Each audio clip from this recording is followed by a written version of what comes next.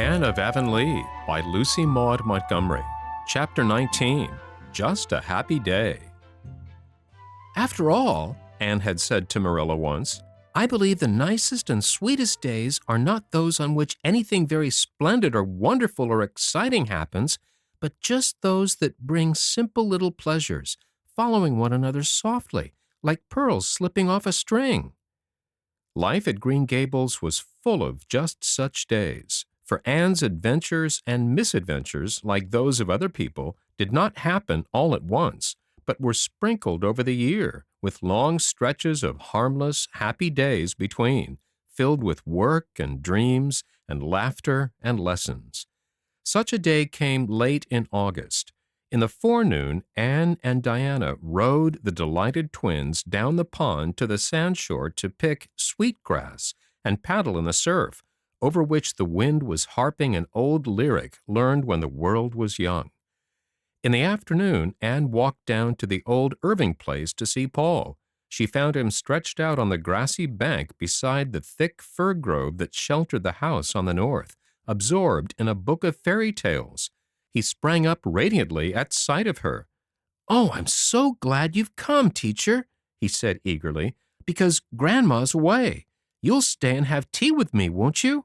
It's so lonesome to have tea all by oneself. You know, teacher, I've had serious thoughts of asking young Mary Jo to sit down and eat her tea with me, but I expect Grandma wouldn't approve. She says the French have to be kept in their place, and anyhow, it's difficult to talk with young Mary Jo. She just laughs and says, 'Well, yous do beat all the kids I ever knowed.' That isn't my idea of conversation." "Of course I'll stay to tea," said Anne gaily.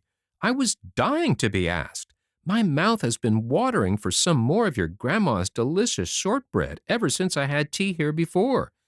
Paul looked very sober. "If it depended on me, teacher," he said, standing before Anne with his hands in his pockets and his beautiful little face shadowed with sudden care, "you should have shortbread with a right good will. But it depends on Mary Jo. I heard Grandma tell her before she left that she wasn't to give me any shortcake because it was too rich for little boys' stomachs. But maybe Mary Jo will cut some for you if I promise I won't eat any. Let us hope for the best."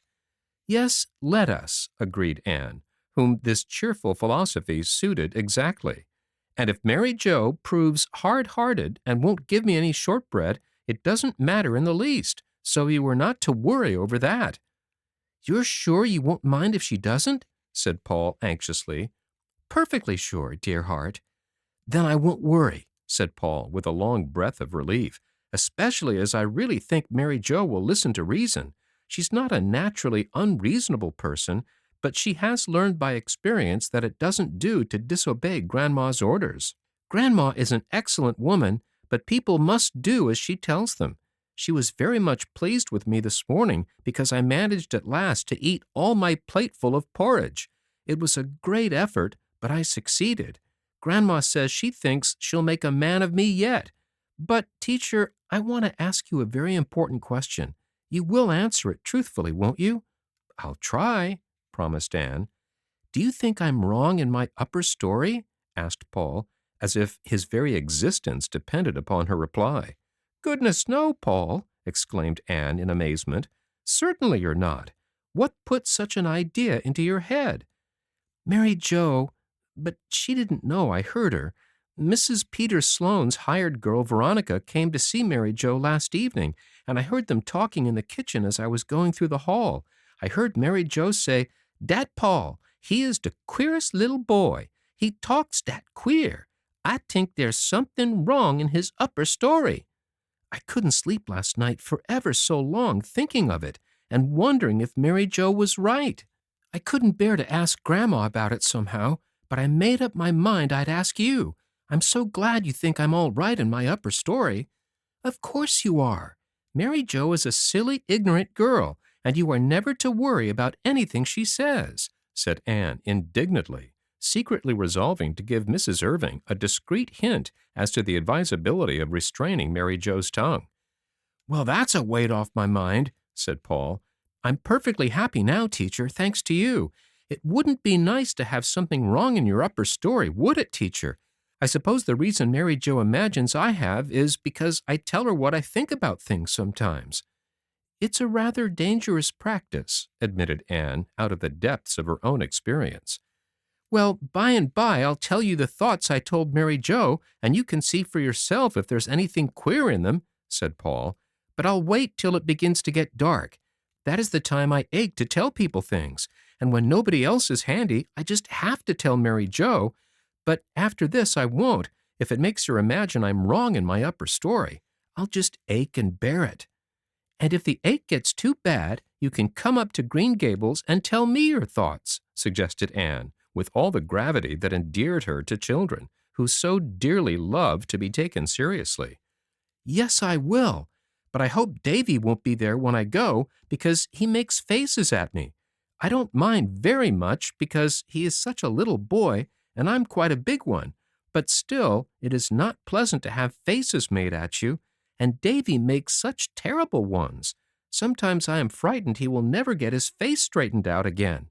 He makes them at me in church when I ought to be thinking of sacred things. Dora likes me, though, and I like her, but not so well as I did before she told Minnie May Barry that she meant to marry me when I grew up. I may marry somebody when I grow up, but I'm far too young to be thinking of it yet, don't you think, teacher? Rather young, agreed teacher. Speaking of marrying reminds me of another thing that has been troubling me of late, continued Paul. Mrs. Lynde was down here one day last week having tea with Grandma, and Grandma made me show her my little mother's picture, the one Father sent me for my birthday present. I didn't exactly want to show it to Mrs. Lynde.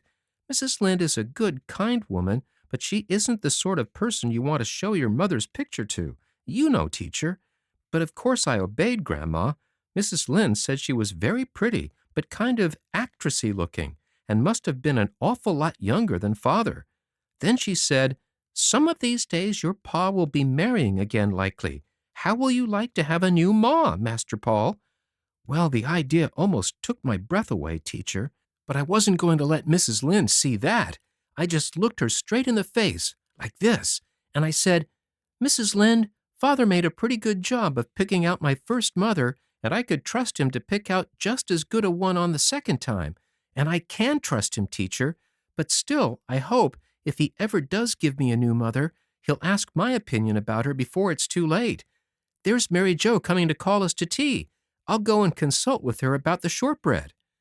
As a result of the consultation, Mary Jo cut the shortbread and added a dish of preserves to the bill of fare. Anne poured the tea, and she and Paul had a very merry meal in the dim old sitting room whose windows were open to the Gulf breezes, and they talked so much nonsense that Mary Jo was quite scandalized and told Veronica the next evening that "the schoolmiss was as queer as Paul." After tea, Paul took Anne up to his room to show her his mother's picture, which had been the mysterious birthday present kept by Mrs. Irving in the bookcase. Paul's little low-ceilinged room was a soft whirl of ruddy light from the sun that was setting over the sea, and swinging shadows from the fir trees that grew close to the square, deep-set window. From out of this soft glow and glamour shone a sweet, girlish face with tender mother eyes that was hanging on the wall at the foot of the bed. "That's my little mother," said Paul with loving pride. "I got Grandma to hang it there where I'd see it as soon as I opened my eyes in the morning. I never mind not having the light when I go to bed now, because it just seems as if my little mother was right here with me. Father knew just what I would like for a birthday present, although he never asked me. Isn't it wonderful how much fathers do know? Your mother was very lovely, Paul, and you look a little like her, but her eyes and her hair are darker than yours." "My eyes are the same color as Father's," said Paul, flying about the room to heap all available cushions on the window seat. "But Father's hair is gray. He has lots of it, but it is gray. You see, Father is nearly 50. That's ripe old age, isn't it? But it's only outside he's old. Inside, he's just as young as anybody. Now, teacher, please sit here, and I'll sit at your feet. May I lay my head against your knee? That's the way my little mother and I used to sit. Oh, this is real splendid, I think. Now, I want to hear those thoughts which Mary Jo pronounces so queer," said Anne, patting the mop of curls at her side. Paul never needed any coaxing to tell his thoughts, at least to congenial souls. "I thought them out in the fir grove one night," he said dreamily. "Of course, I didn't believe them, but I thought them. You know, teacher. And then I wanted to tell them to somebody, and there was nobody but Mary Jo.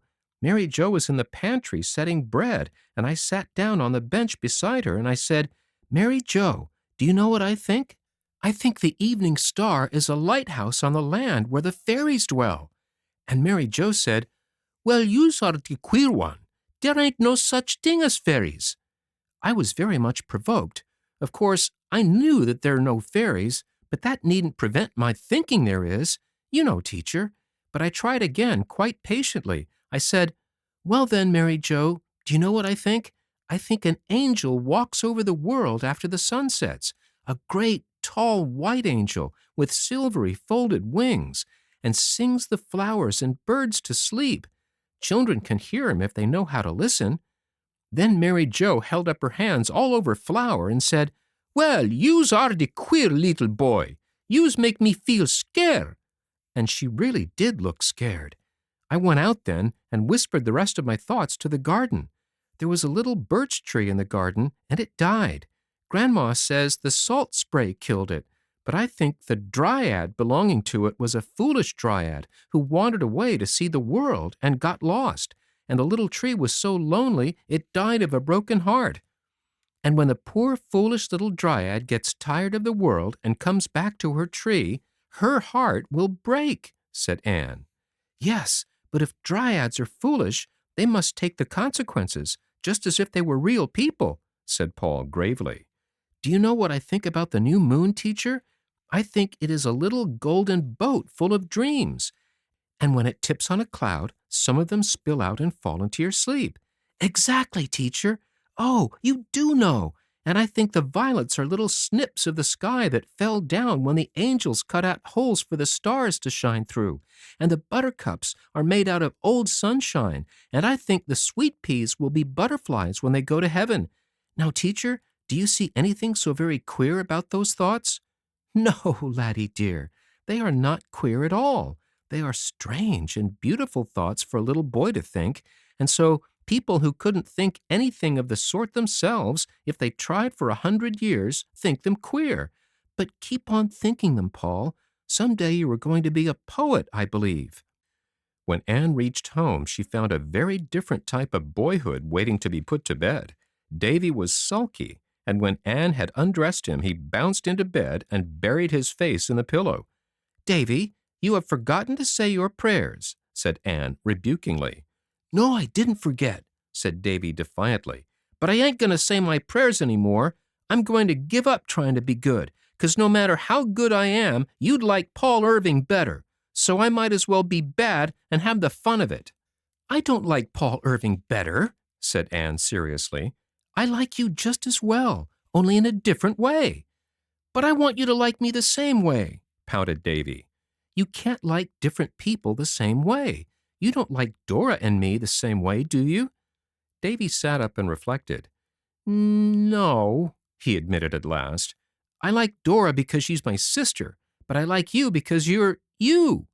And I like Paul because he is Paul, and Davy because he is Davy," said Anne gaily. "Well, I kind of wish I'd said my prayers then," said Davy, convinced by this logic. "But it's too much bother getting out now to say them. I'll say them twice over in the morning, Anne. Won't that do as well?" No, Anne was positive it would not do as well. So Davy scrambled out and knelt down at her knee. When he had finished his devotions, he leaned back on his little bare brown heels and looked up at her. "Anne, I'm gooder than I used to be." "Yes, indeed you are, Davy," said Anne, who never hesitated to give credit where credit was due. "I know I'm gooder," said Davy confidently. "And I'll tell you how I know it. Today, Marilla gave me 2 pieces of bread and jam, one for me and one for Dora. One was a good deal bigger than the other, and Marilla didn't say which was mine. But I give the biggest piece to Dora. That was good of me, wasn't it?" "Very good, and very manly, Davy." "Of course," admitted Davy, "Dora wasn't very hungry, and she only ate half her slice, and then she give the rest to me. But I didn't know she was going to do that when I give it to her, so I was good, Anne." In the twilight, Anne sauntered down to the Dryad's Bubble and saw Gilbert Blythe coming down through the dusky, haunted wood. She had a sudden realization that Gilbert was a schoolboy no longer, and how manly he looked, the tall, frank-faced fellow with the clear, straightforward eyes and the broad shoulders. Anne thought Gilbert was a very handsome lad, even though he didn't look at all like her ideal man. She and Diana had long ago decided what kind of a man they admired, and their tastes seemed exactly similar. He must be very tall and distinguished-looking, with melancholy, inscrutable eyes and a melting, sympathetic voice. There was nothing either melancholy or inscrutable in Gilbert's physiognomy, but of course that didn't matter in friendship. Gilbert stretched himself out on the ferns beside the bubble and looked approvingly at Anne. If Gilbert had been asked to describe his ideal woman, the description would have answered point for point to Anne, even to those 7 tiny freckles whose obnoxious presence still continued to vex her soul.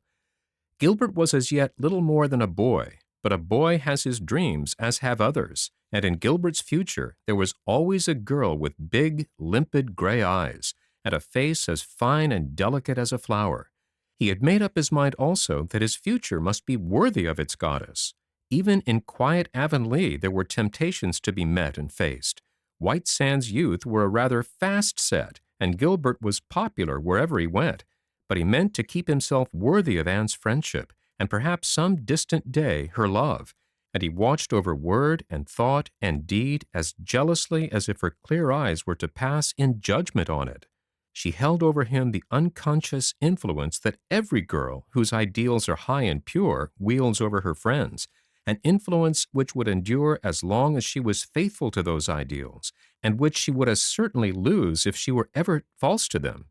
In Gilbert's eyes, Anne's greatest charm was the fact that she never stooped to the petty practices of so many of the Avonlea girls, the small jealousies, the little deceits and rivalries, the palpable bids for favor. Anne held herself apart from all this, not consciously or of design, but simply because anything of the sort was utterly foreign to her transparent, impulsive nature, crystal clear in its motives and aspirations.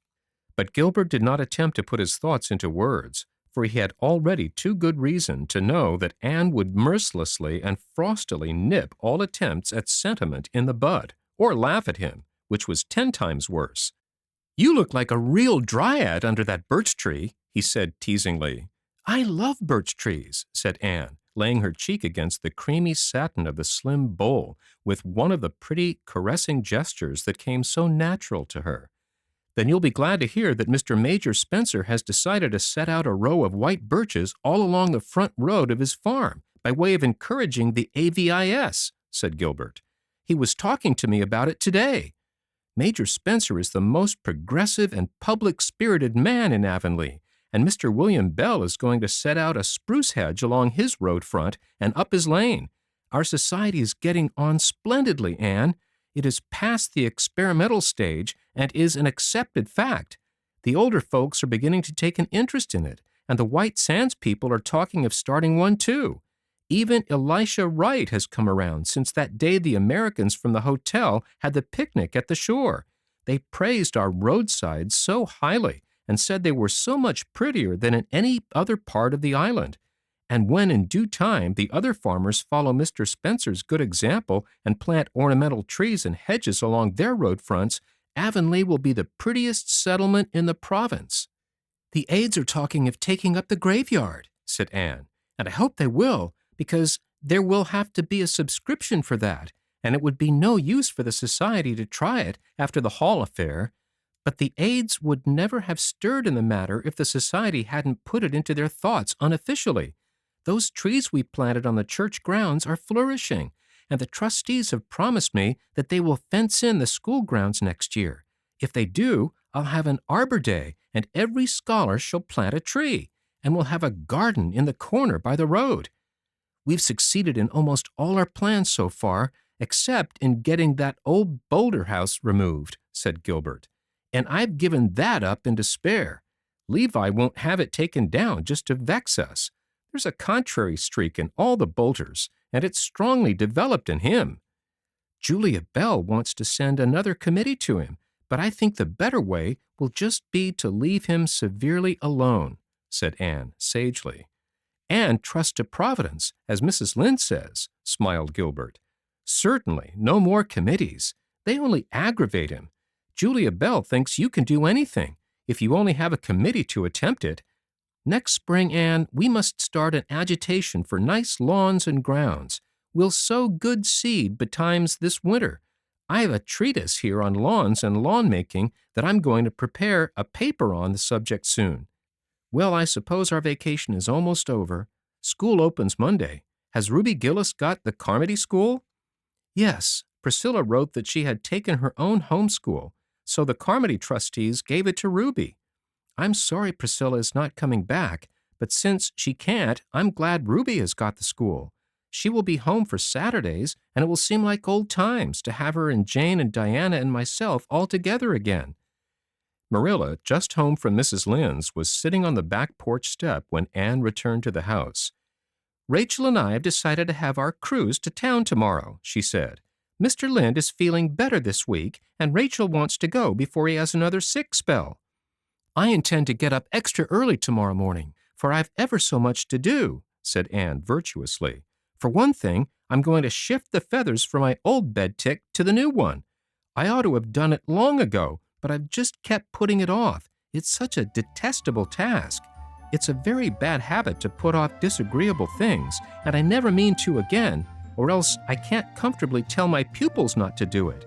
That would be inconsistent. Then I want to make a cake for Mr. Harrison and finish my paper on gardens for the AVIS and write Stella and wash and starch my muslin dress and make Dora's new apron." "You won't get half done," said Marilla pessimistically. "I never yet planned to do a lot of things, but something happened to prevent me.